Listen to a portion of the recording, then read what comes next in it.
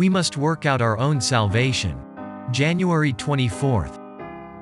Therefore, my beloved, as you have always obeyed, so now, not only as in my presence but much more in my absence, work out your own salvation with fear and trembling, for it is God who works in you, both to will and to work for his good pleasure. Philippians chapter 2 verses 12 to 13. The Christian life is a battle and a march. But the victory to be gained is not won by human power. The field of conflict is the domain of the heart.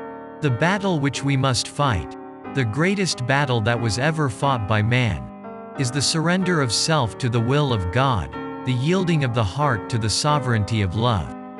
The old nature, born of blood and of the will of the flesh, cannot inherit the kingdom of God.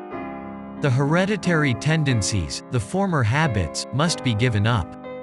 He who determines to enter the spiritual kingdom will find that all the powers and passions of an unregenerate nature, backed by the forces of the kingdom of darkness, are arrayed against him.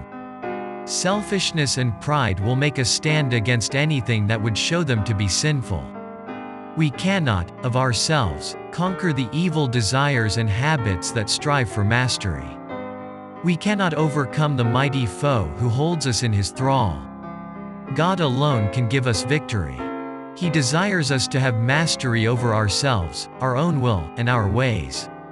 But he cannot work in us without our consent and cooperation.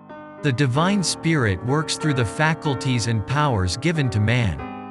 Our energies are required to cooperate with God. The victory is not won without much earnest prayer, without the humbling of self at every step. Our will is not to be forced into cooperation with divine agencies, but it must be voluntarily submitted.